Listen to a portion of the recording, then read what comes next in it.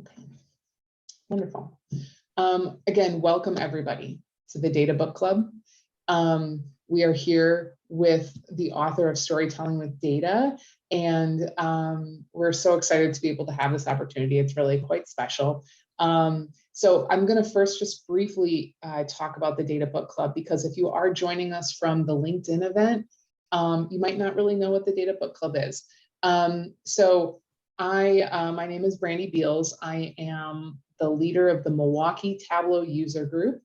And during the pandemic, I found, while we all went to virtual events, which was wonderful, what I was really missing from events that used to be in person was the networking and the chit chat and just the conversations that we got to have. And so I thought, how can I do that in a virtual world? And I thought, well, heck, everybody's got like a stack of books that they purchased, thinking that one day they might read them. And I thought, what better way to kind of facilitate a conversation than around some sort of like data related book. And so that's how the Data Book Club got started. This is our 5th season of the Data Book Club, and we read Storytelling with Data, Let's Practice. So that's Cole's 2nd book.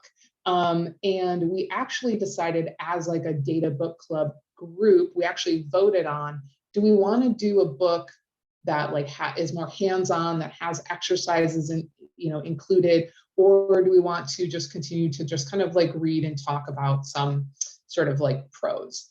And so we went with obviously the exercise version, and Cole's Let's Practice book is full of them. So highly recommend checking it out if you haven't already. But what I'm actually going to do right away is just post a link to the Data Book Club. If you want to, join a future season, you're more than welcome to. There's really, I think, no pressure. You can join whatever meeting you want to join and read the book or not read the book if you're, interested. So, so you can sign up there to hear about the next book. But like I said, this winter we read Storytelling with Data, Let's Practice. And it expands upon the lessons from the first book, which is Storytelling with Data, the original, the OG. And so, I think what has been just absolutely like mesmerizing and eye-opening is like the sheer number of exercises and examples in this book. It's just phenomenal. So if you are really looking to practice and maybe get outside your comfort zone and try something new, or try to approach things in a different way, highly recommend the book. I mean, I've been a data analytics practitioner for 10 years, and there were like just massive things I took away from this book. So highly recommend it. But like I said, we're not here to hear about me talk anymore about this book. We're here to hear from Cole. And so what I'm going to do is kick things off with some questions of my own, and then I'll open it up to everybody here. So you can either, when the time comes, you can unmute yourself and ask your question, or you can use the chat window. But if you don't already know about Cole, she is the founder and CEO of Storytelling with Data. She's also the author of the Storytelling with Data books. There are 2. And if you're not familiar with Storytelling with Data, you should absolutely check out their website. I'll post the link a little bit later, but they also have a fantastic community where they, have like weekly examples, I think it is, which I don't know how you're able to put out weekly examples, or challenges. Not quite weekly, but yeah, we've got the monthly challenge and then a full exercise bank. Yeah, and so it's just a wonderful opportunity to, again, practice. And the challenges are very kind of like narrow in scope, and in a good way, you're able to kind of practice. I think there was one that was like, how do you like visualize cycles, right? That was a really interesting challenge. So anyway, definitely check out Storytelling with Data's website as well. But what I'm curious about, Cole, is what made you want to write a second data, Storytelling with Data book? Yeah, great question. And I'll just encourage, like Brandy said, ask your questions directly, turn on your cameras. I would love to see you and hear you. It makes it feel like I'm talking to other people in this strange 2D land. So love the fact that you've been reading the books. And yeah, I think the distinction for me between one and the other, which Brandy talked about a little bit, is the white one, the original, is you read it, right? It's a consuming sort of process, examples, tips, and so forth. Whereas the blue book, Let's Practice, it's thick, it's big, is much more meant to be an immersive experience, because my view is the way to get good at this stuff is not to read a book about it, right? You can get some best practices from there, but really the way to hone skills in most things is to practice and to do it.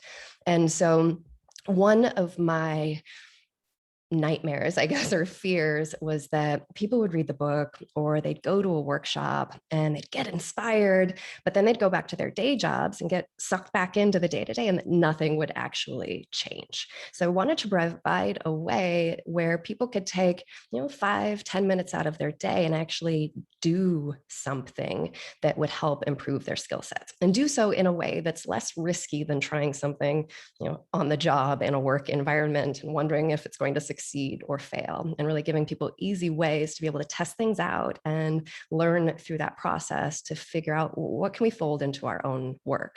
And so just broadly, Let's Practice, for those who aren't familiar with it, is it follows the same lesson structure as the original book, but each chapter is divided into 3 sets of exercises. There's Practice with Cole, where I pose a scenario that you're meant to consider on your own, but then I also show you how I would think about it and work through it. As a way to include many more examples, because I look back at the first book, everything's very easy and very cut and dry, which we all know is not how data analytics is in the real world, right? We are constantly finding challenges and corner cases and these crazy scenarios that don't fit some vanilla sort of profile. And so some of this was just to be able to bring more of those types of examples to light and work through them in different ways. The second exercise section within each chapter is Practice on Your Own, where it's similar sorts of canned examples and scenarios, right? The data is provided, the graphs are provided, but without any sort of prescribed solutions. And these are really geared at university instructors who might be teaching from the first book, so they can draw on for group projects or individual exercises or tests and such, or for the manager who wants to upskill their team and have some assignments to help with that process, or for the individual who just wants more practice. And then the final exercise section within each chapter is Practice at Work, where we take the lessons and get really prescriptive on, all right, so you've got a project that you're working on in the real world. How do you break it down into the component pieces and apply the various tips and strategies and lessons that we teach? So really guided practice for doing so. And yeah, the hope is that people spend the time with it and are able to flip through and select the exercises that are going to work for what they need in the given instance. And it's not a book that you read from cover to cover. There is a lot of content there through the exercises that are solved.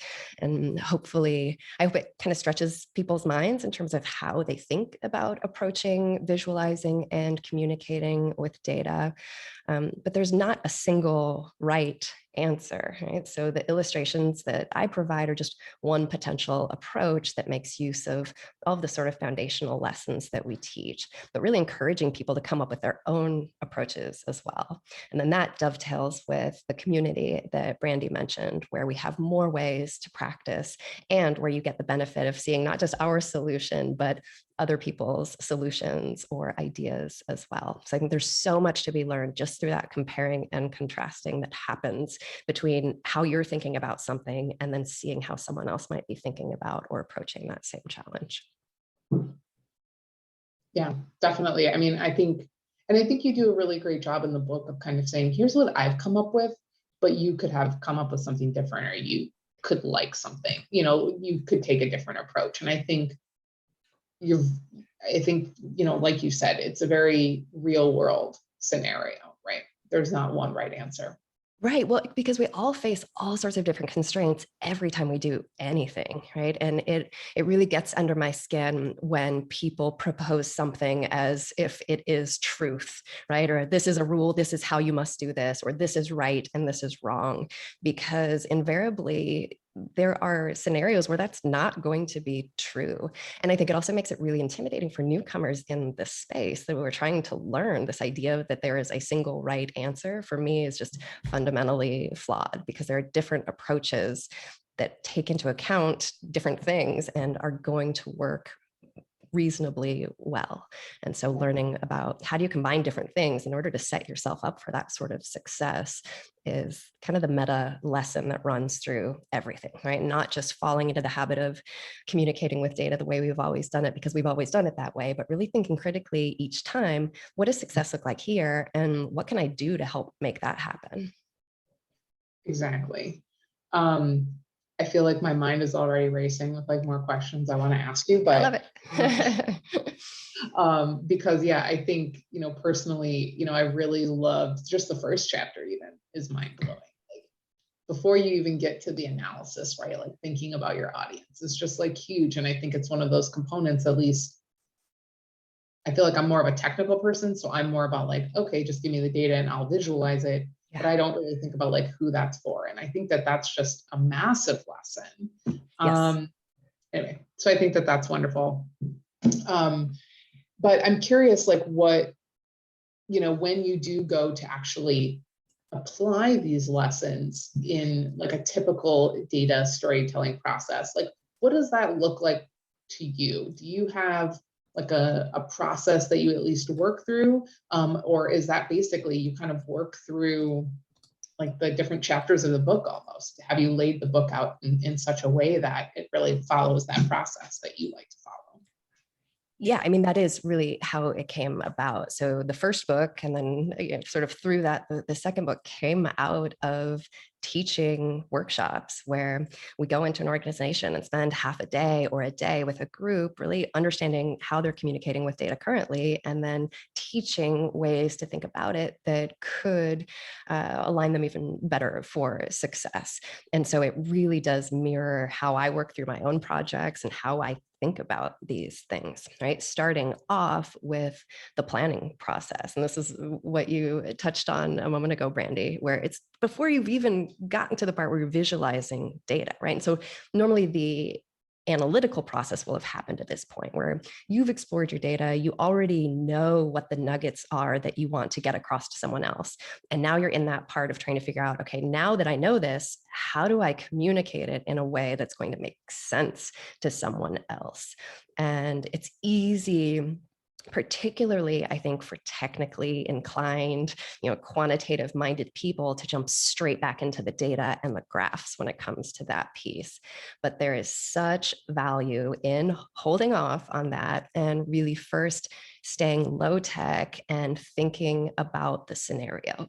Who's your audience? What do they need to know? What's the primary message you want to get across? How are you going to put together content that will effectively get that message and the supporting materials across? And so I practice what we preach, right? So I do this anytime I'm creating a new presentation, or when I'm writing a book, which I'm doing now. I follow these processes as well, where I start off low tech. And actually here I can show you, so I'll think about who my audience is. I'll spend some time crafting the big idea, which is really just a sentence that gets across the main thing that I need my audience to know. And then I storyboard, right? Here's actually the chapter of the book that I'm writing right now, which is, and I do this chapter by chapter where I start off, I know what the topic's going to be because I set that all up front. So I know how everything will fit together.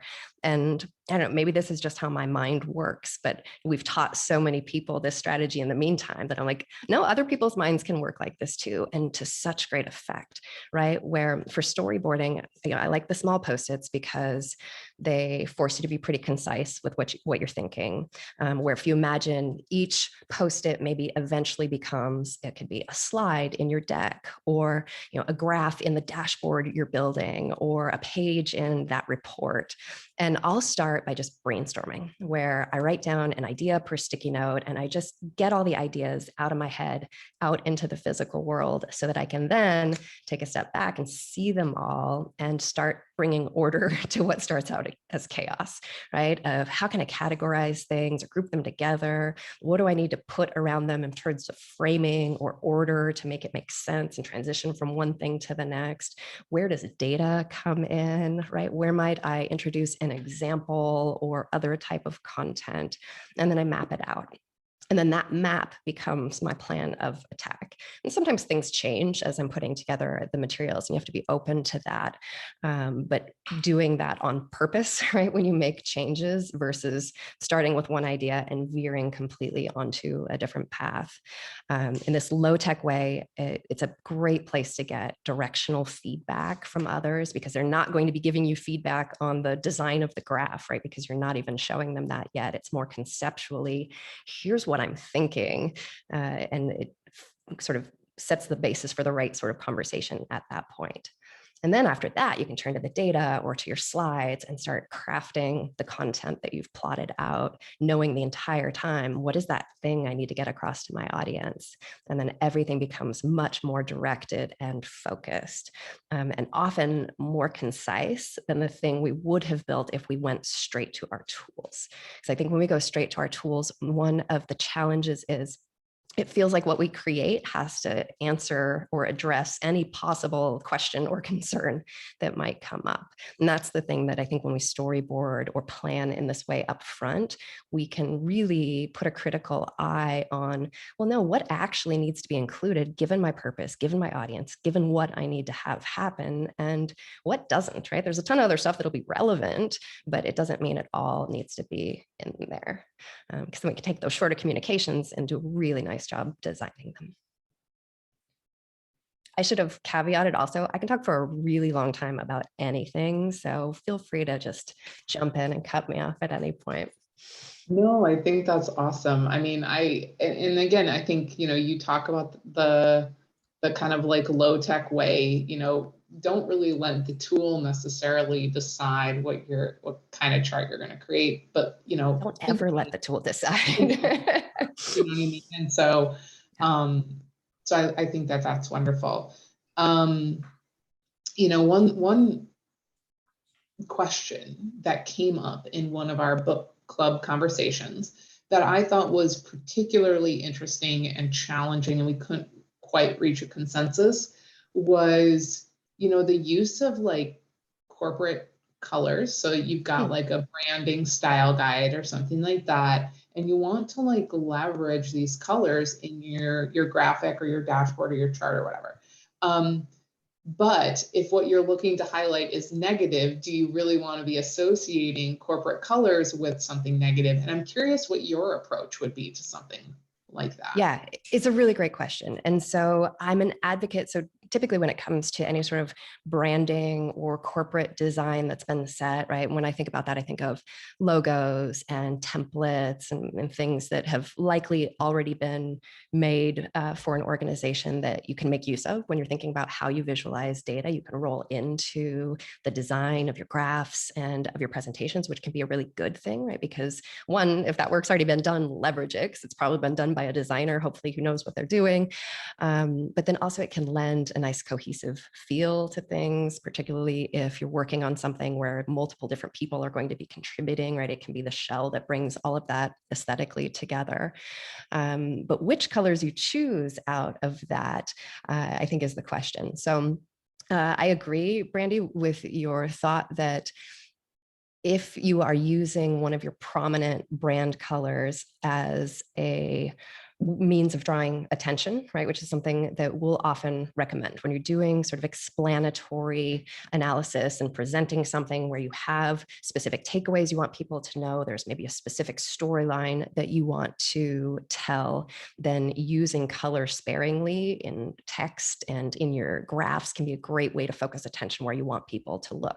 So if you have a nice prominent brand color, it makes sense to use that color for that, right? In our storytelling with data work, it's that bright light blue from our logo that we typically use for this, for the good things, right? Because then you actually want to have some contrast, or there can be some benefit to having contrast between your branding coloring and the thing that you're using to say, look here, this is great, and that negative thing that you want to highlight. So with storytelling with data, if our brand blue is the good highlight, then we'll use the opposite end of the color wheel for the negative, in this case, orange. But this is going to vary by company, right? And I think the trickiest one is when red is a brand color. And I've worked with many organizations where this is the case. And so then you want to generally not use red for negative things. Even though we have this natural association in Western cultures, I should say, where red means danger, alert, aggression, fear. Think of a stop sign. It's red so that it grabs your attention so that you don't miss it. But if your branding is also red, you can think about maybe red becomes the positive that you use to draw attention to the good things. And so then the question is, well, what do you use for the negative? Probably not green, right? For a variety of reasons. You're going to get a Christmas or a flag sort of look and feel there. There's the color blindness issue that you can avoid by not using red and green together, but also just the associations there would feel backwards. So we'll often suggest black as another color, if you will, to introduce, right? That's more neutral, that when you start using it for negative and people pick up that use, then you just want to be consistent with how you do it. But I think just being thoughtful about how you use color in itself is going to help you use color more effectively. Wonderful. Well, thank you. I really appreciate that. I did put out a LinkedIn poll about that.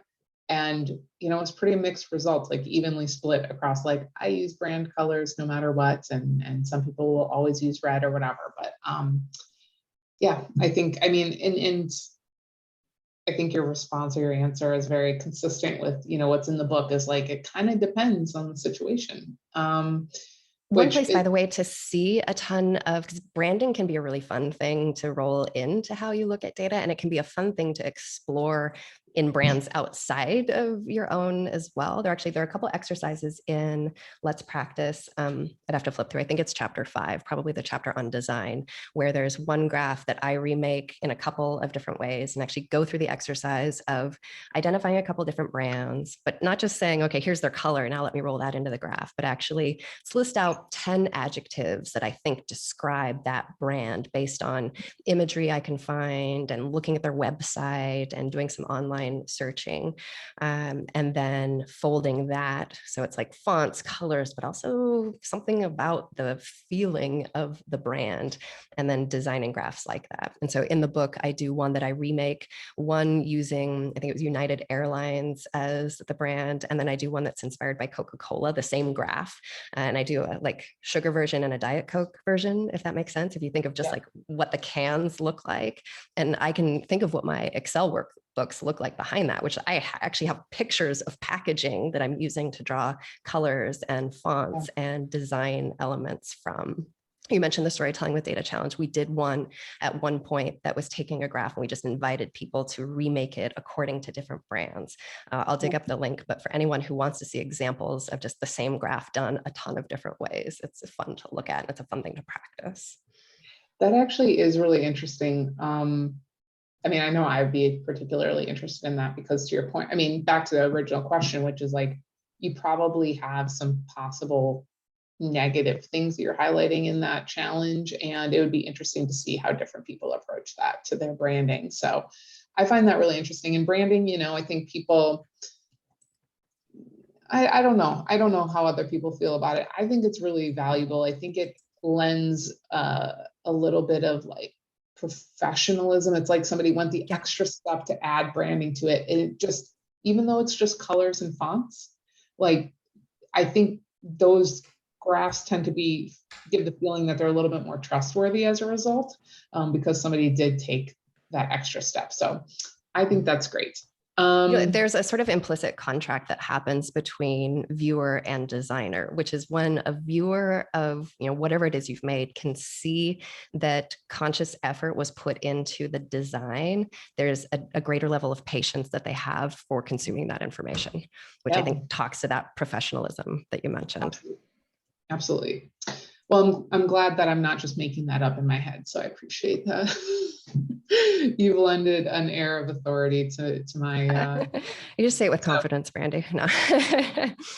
Exactly. All right, great. Well, I see we're almost already halfway through our conversation here. I do have a few more questions of my own, but I'm actually going to pause for a second and open it up to the folks in the audience. If you have a question for Cole, what I'm going to ask is that you raise your hand. So in Zoom, there is a reactions section and there is a raise hand feature. So I'm going to ask you to do that, and then I'll kind of call on people so we don't get people talking over one another. So if you have a question for Cole, please raise your hand and I'll open it up. While people are finding the courage or formulating a question. Oh, never mind, we already have somebody. Randy, I wanted to see real quick if it comes up. Yeah, here we go. I stuck this link in the chat window, but on the rebranding one. So here's one where I grabbed images from San Pellegrino. You can read the details of different adjectives I pulled there, and then remade a graph in the style of San Pellegrino. And then you can see all of the different submissions. So this is everybody remaking the same graph. You can see one Twitter, Chanel, different inspirations. So it can be kind of fun to poke through this and the other challenges just to get inspiration and see, again, how different people approach the same sort of scenario. Great, thank you. I'm going to have to dive into that a little bit more deeply, but Jennifer has a question. So Jennifer, if you want to. Sure. Hi, Cole. How are you? Good. Good. So I feel like I'm on the same page with Brandy about like just that first part about figuring out your audience and staying away from your tool and trying to kind of work through things in a lo-fi way is just hugely helpful. And, you know, just identifying that big idea.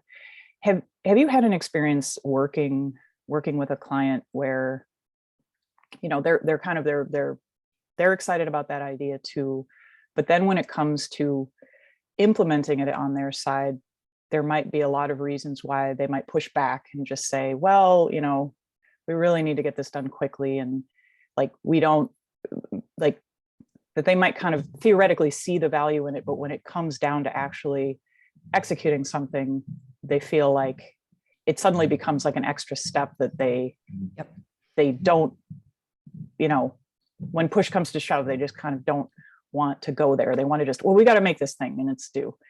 How do you manage that?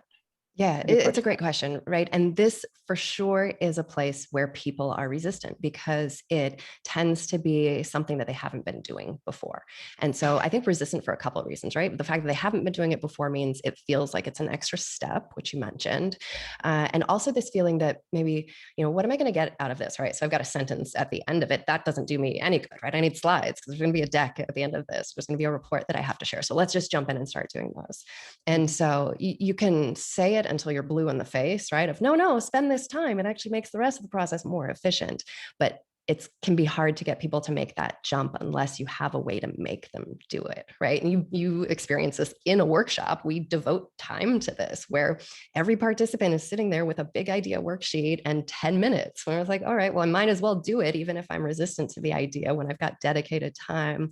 And then we partner people up. They talk through it with someone else and see the value in doing that. So it's really through doing it and experience it and then having that aha, okay, I've done this on a project that I'm working on. So now I get it. Now I see the benefit in terms of now how I can even talk about things more effectively than I could before, which by the way, also makes it so you can then design graphs and other visuals that are going to suit your needs better than you would have been able to do without that. So in the case where you've got a client where they're saying, yeah, we get it, but no, we can't spend the time on that. look for how you might be able to make that mindset shift happen. And so that could be, right, maybe there's a project that's got a longer timeline on it that you can get them to do it on so that they can experience it firsthand. Or if there is someone influential who you can get on board, or if there's some subset who you can get to do it with their projects, go after any sort of low-hanging fruit first, anywhere that's going to be easier, where you anticipate you'll be met with less resistance, because then you can get this sort of grassroots, hey, I've done this and I know it's good. And now it's them telling themselves this, as opposed to you coming in from the outside and saying, hey, this works, I've seen it. But because it's really experiencing it, that I think then people for themselves can see, okay, this makes sense to pause and take just a little bit of time, because of the way it makes us better in the rest of the process. So just a couple ideas, but it's like a change management sort of scenario then. So you want to step back and think for yourself, okay, well, what does success look like and how can I make that happen, right? Given who the players are, given different things. And I would say in cases where you can anticipate you're going to get a ton of resistance, don't push for it there, because if you're unlikely to flip them, then you run the risk of just developing this reputation of, oh, she's always trying to get us to do this, which might make them more resistant. So if you can find ways where you can have small wins, for this or for other related sorts of things, then that can build your credibility in ways where people will be more trusting and maybe more likely to listen than when you do need to put the pressure on in some of these other areas. That makes Not sense. a complete answer, but some No, thoughts. but helpful. Yeah, thank you. Yeah. It's reality, right? We can want to do everything to the nth degree, but unless we can get other people on board, right, which we always have to do, and influencing is hard. I joke sometimes like, oh, if it were easy, it wouldn't be fun. Like, yeah, they'd get a lot more done probably if it were easy, right? Thanks. Thank you for the question, Jennifer, and Cole for the answer.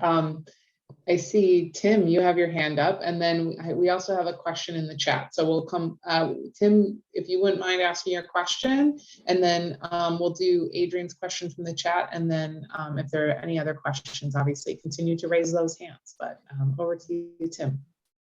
Thanks, Brandy. Can you hear me okay? Just checking. Perfect. Awesome. Well, it's good to meet you, Cole, and huge fan of your work. But my question was on corporate dashboards. And to be fair, this is my first time one of these calls, and I don't know, I'm sure it might have been discussed before, but essentially, because I've read your book and kind of tried to implement all of this good stuff around database in my work, I've had lots of success with kind of ad hoc piece of analysis, right? Very much in the storytelling element of things. Like the example I always show people is the one in your first book around the getting approval for 2 full-time employees. I don't know if you remember that. That's one of the examples. Exactly, right? So it's really nicely annotated and super, super clear. And that's kind of the example I show a lot of people. And that's also what I try to do in my piece of work. Now, what I find in corporate dashboards, that story element is much harder to get across, right? Because oftentimes the data is dynamic, it's updating, right? So I guess what in your experience, how do you approach these types of corporate dashboards where you have that, where you lose that story element of things? And I find in my work, they're less impactful overall because of that, I think. Well, so it's a great question, Tim. And my perspective is that the dashboard is not the right tool to be trying to tell a story, right? Dashboards serve a tool or serve a purpose for sure, right? Dashboards make it really easy to see a lot of data on a given topic, in a small amount of space, or to cycle through different aspects of something that's related and see very quickly where are things in line with our expectations, where are they maybe not in line with our expectations, and serve up a lot of data really, if they're done well, in a consumable fashion that then allows the storyteller or the analyst to find those interesting stories faster. I think of dashboards as a really useful tool still as part of the exploration of the data, right? That bring more understanding to it simply by virtue of the fact that they're already aggregating the data, hopefully in ways that are going to be helpful, and they're predefined to answer certain business questions. But when you have a prescribed takeaway or thing that you want your audience to see or do, that's not the way the dashboard's designed, right? Because to your point, the dashboard's designed to be dynamic and always have new data coming in. And so when we find those things, my view is there's value in taking those stories, right, or taking that data out of the dashboard and then going through the effort of the sorts of lessons that we talk about in the books, and focusing attention and putting annotation around it, or in your verbal presentation, making that point really clear. And so for me, it's just a distinction between those are different tools for different parts of the process, or that might be facing different teams in a given organization. And so I'd say when it comes to dashboard design, you want to be thinking ahead and talking to users when you can to understand how are they going to be using it, what sort of stories are they going to be looking for, so you can try to design the exploration that they'll be able to do through the tool to make that easier. Because there are a lot of lessons that I go through in the books you actually don't want to apply in dashboarding land when it comes to things like focusing attention. And focusing attention is one thing if there's like a critical threshold and something goes above that level and you need, that's red, because red's not your branded color. In this instance, red is alert, that's bad, pay attention, right? But you don't want to focus attention on a certain takeaway or story necessarily, because as soon as you do, it makes any other potentially interesting takeaways or stories harder to see. So when it comes to dashboards, I'm always a big fan of, I was going to see if I could identify it quickly by its spine color and pull it off the shelf. Which I can't, which again is the downfall of the color coding organization. But my biggest recommendation always on the dashboard front is The Big Book of Dashboards by Steve Wexler and Andy Cotgreave and Jeff Schaefer. I'm assuming folks here are mostly familiar, but it's a big book full of dashboards made by different people from different industries, which is great both to just flip through and see the different design choices that people have made. But then the actual content of the book is the authors, who have like a gazillion years of dashboarding experience combined, view on what works well, what they might have executed differently. So it's a great way to both get some ideas, but then also a good sense of best practices when it comes to dashboards. Awesome. Thank you. You're welcome. Mark Edwards was frantically trying to orange type spine, white out text. Let's see if we can find the big dashboards. It was also partially hidden by a hanging monkey. Here we go. Big book dashboards. Thanks, Mark. Great question, Tim. I find I have the same question sometimes. So I'm grateful that you asked. And Cole, thank you again, as always, for your response. The question that was in the chat from Adrian, I don't want to put you on the, well, I'm going to put you on the spot. Did you want to ask that aloud, or would you like me to read it?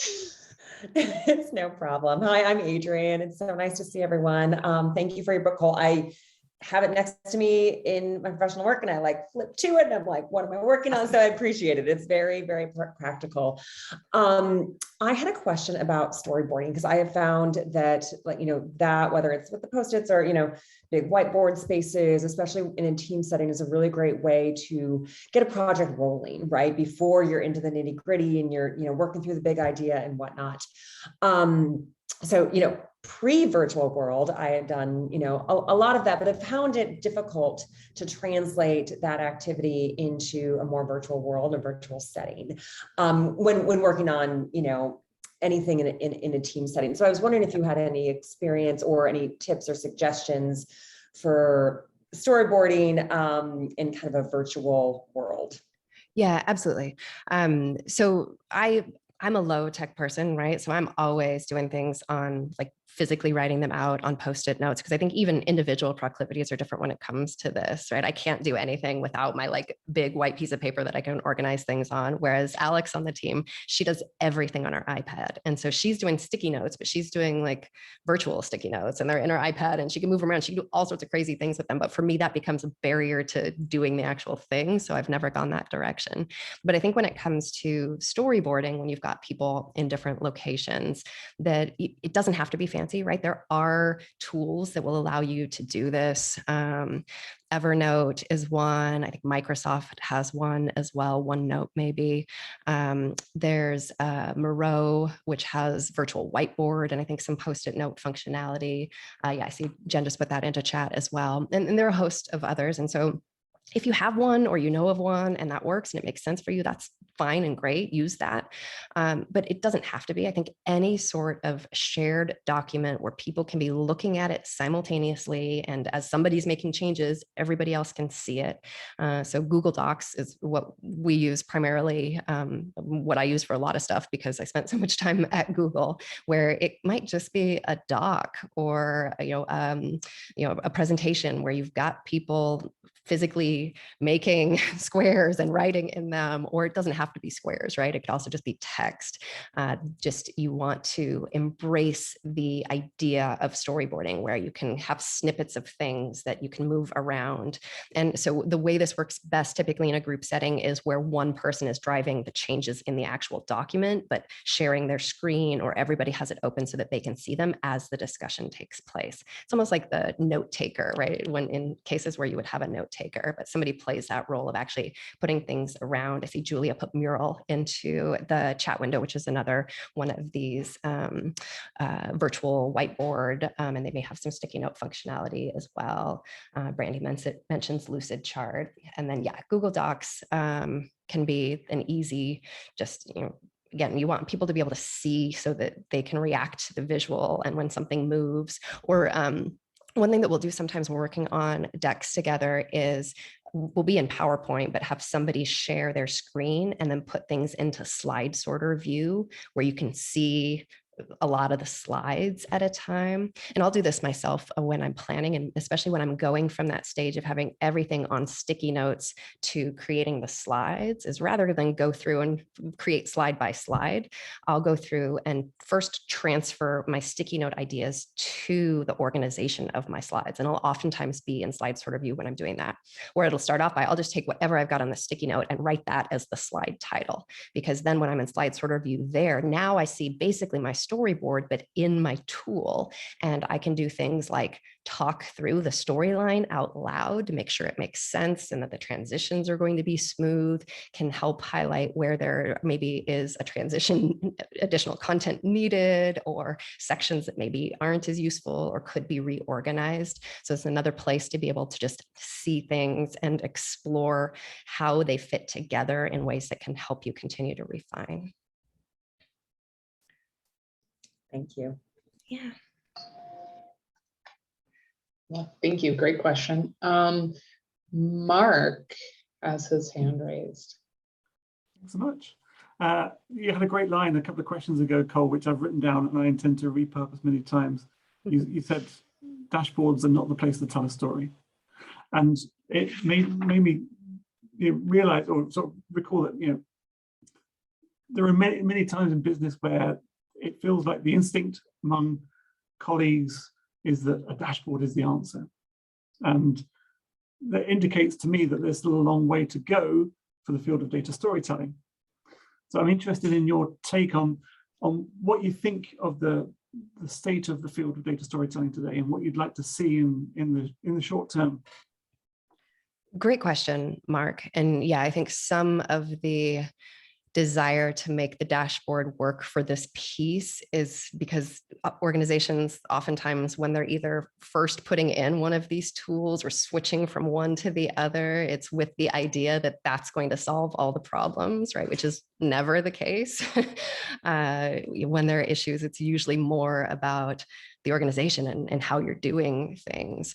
And I think when it comes to storytelling as it relates to data and communicating with data, I think there's absolutely been, in the past 10 years for sure, in the past 5 years, really, or even more recently, growing recognition by organizations, right? People at organizations in more senior levels that this is a really valuable skill set, and that it is, for the most part, a very underdeveloped skill set, which makes sense, right? If you think of even the natural progression of an analytics function or a data function in an organization, right? Where you start off and you're just figuring out like, okay, what data should we be collecting? What do we collect it in? How do we make it available to people? Then we start reporting out on things. So now people are getting some information on a regular basis. Then maybe we put in some dashboards. Now they can self-serve. And now we can get to the state where we're doing forward-thinking analytics. We're looking into interesting questions that maybe nobody's even asking yet and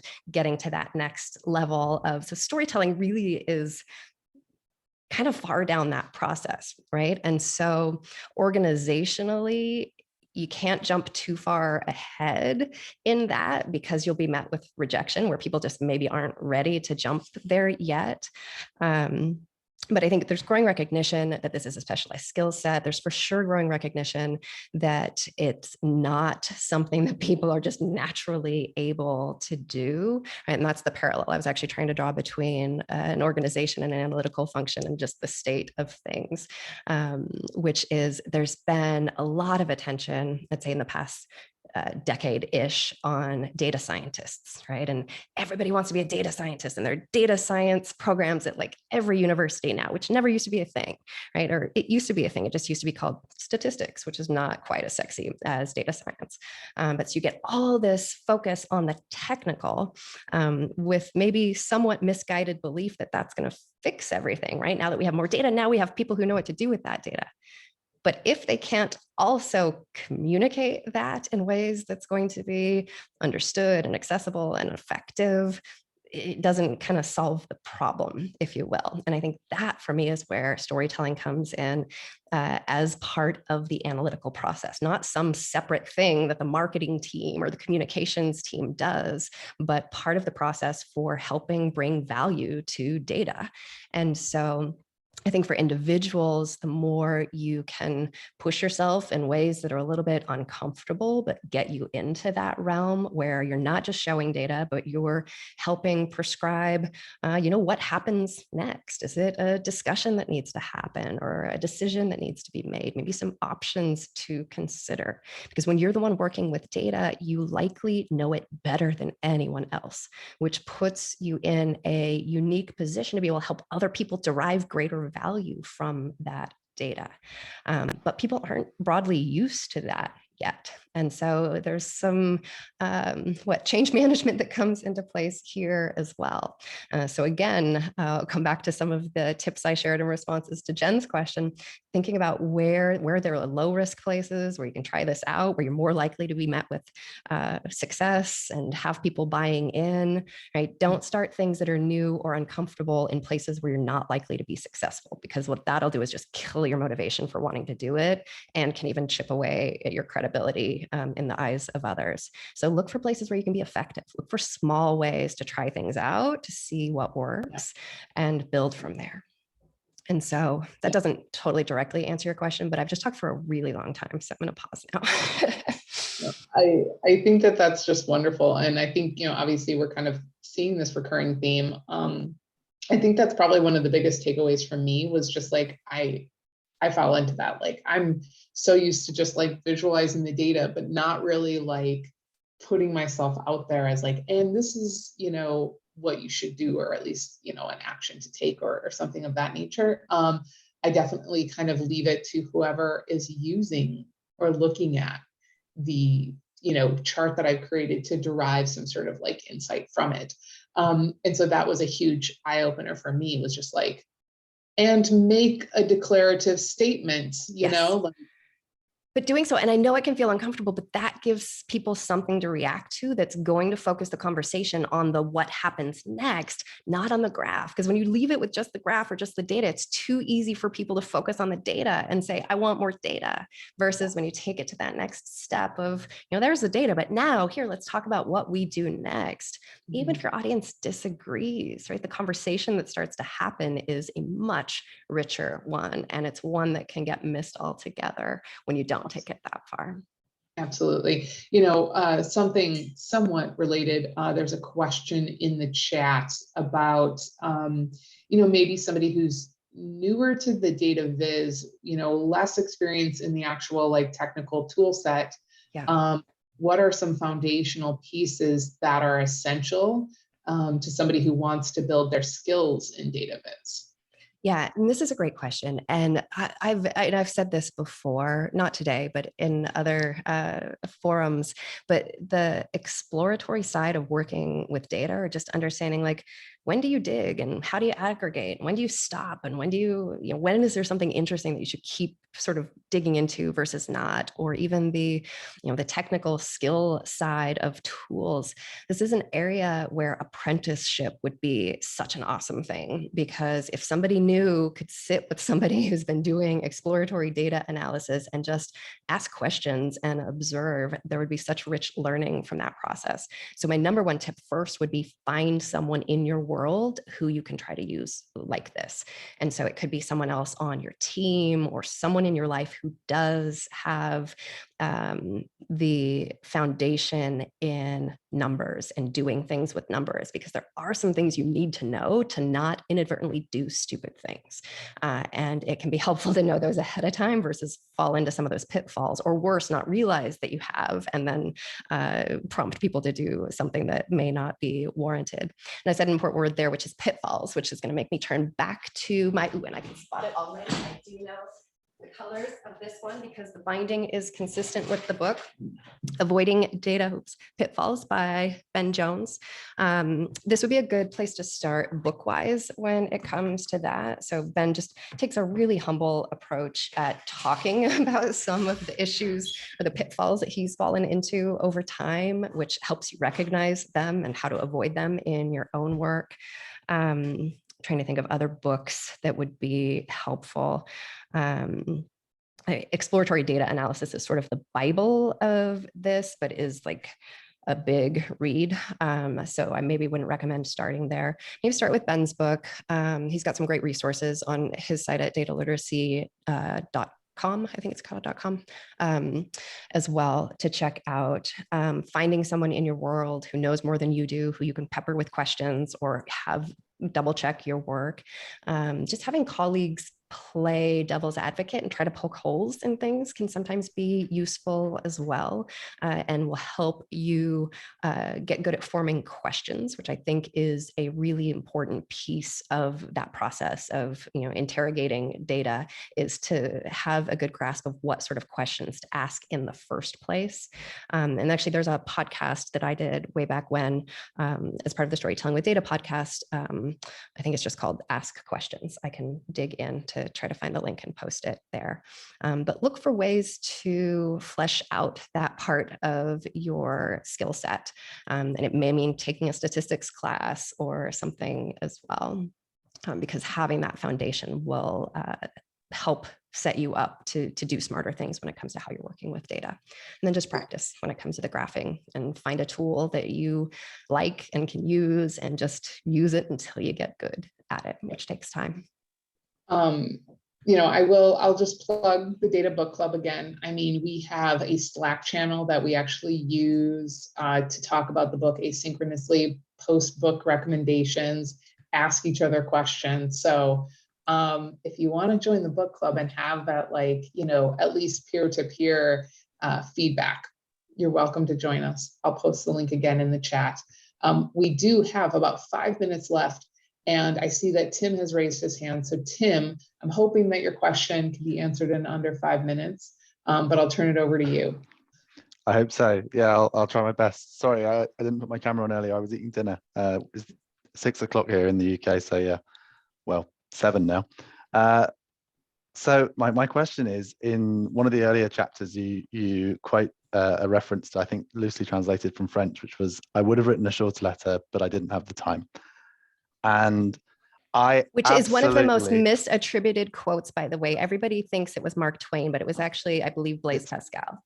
Yeah, and I loved that you quoted that, and I loved that you quoted it correctly under Blaise Pascal as well. and I've said it to so many of my friends, having read that from that book, even though I'd already heard it before, but never really applied it in the sense of my work. And I guess my question is, at what point did you realize that in your career? And do you have a moment when you thought, I really should have spent a little bit more time on that email or something like that? Or was there ever a sort of a turning point for you when that became apparent, or was it just always there for you? That's a great question, Tim. I've never had this question before, and it's not often that I get asked a new question. So thank you for that. Do you know, I think I've always just really enjoyed editing, which sounds like a weird thing, but I think back to even being in school and writing. I like the process of starting with something and then working with it to make it something better. Right. And that's how I think about how we work with graphs as well. Right. We start with the ugly tool output or the cluttered, awful thing, and then we get to mold it into something that's beautiful. Right. And efficient can be beautiful, which is how I'll use it in this case. And so, yeah, I think I apply that in other places as well. And it fits to the whole communication. Right. When we think about, OK, here's where we start, or here's what we'd like to do if we're just taking everything in our head and putting it out there. And now, how do we cull? And how do we cull in light of our audience and how we're presenting to them? And it becomes this puzzle that's a little bit different every time. And I think some people find that frustrating, but I find that really fun. I like that space where we can take some inputs and some things we know, but there's still some freedom to mold it into something different, maybe than what somebody expects, but that's going to solve the need, which is a high level way. But I know Brandy said there's only 5 minutes, so I'll try to be more succinct with my response than some of these past ones have been, which is one place where I'm not great at it, right? It's just open form questions. I'll say too much. Those I would like to call. Thanks. No, that's great. And thank you again for coming on this. It's been really, really nice to meet you and hear from you directly. Absolutely. Nice to meet you as well. Thank you so much, Tim, for the question. We only have a few minutes left, and Hugo, I see that you have your hand raised. Do you have a quick question? All right. Good evening, Brandy. Good evening, Cole. Yeah, okay, I'm going to try to make it real quick. And I actually have a lot of questions, but I'm not going to be greedy. I'm just going to try to get it condensed. So, Cole, the first is, for your book, what visualization tool did you use all through? Was it one, or was it? Yeah, everything's done in Excel. Excel. Yeah, which I chose just because so many of our business clients use it. And I like that it's pervasive, right? And anybody can pick it up and make a graph. Yeah, absolutely. I was going to ask, why did you keep that part from the book? Because you didn't mention any tool. Were you trying to achieve like a tool agnostic book, or you wanted people to have options somewhere? Yeah, and that is exactly why so that's the tool I use. I know it better than any other. And because so many of our clients use it, it's what we find ourselves using most, though we've more recently fleshed out the team with more Tableau skills as well. But yeah, because for me, one of the fundamental points of the books is it's not the tool that makes the graph good or bad. It's what you as the person making the graph does with the tool. And we can make good graphs in all sorts of different tools. We can make bad graphs in all sorts of different tools as well. So learning how to make the former and not the latter in your given tool of choice is what we should all be aiming for. Awesome. And one more thing. I'm sorry, Hugo. I do have to cut you off. We are at time, and I swear in any second, we're going to be at 1:01 Central Time. So I'm sorry I have to cut you off, but thank you for the quick questions and quick responses. This was an excellent conversation. Thank you so much for joining us today, Cole. Like I said, and anybody and everybody is welcome to join the Data Book Club. We've got people, well, almost all over the world. So I do try to choose hopefully a time that works for most people, but definitely join us again for our next book. And Cole, thank you again so much for your time today. I will post the recording to YouTube and the LinkedIn event page. But with that, thank you all so much and have a great rest of your week. And Cole, thank you again so very much. Thank you. Thank you, Brandy, for organizing and for everyone for attending. I had great fun chatting. Awesome. Thanks for your great questions. Bye, everybody.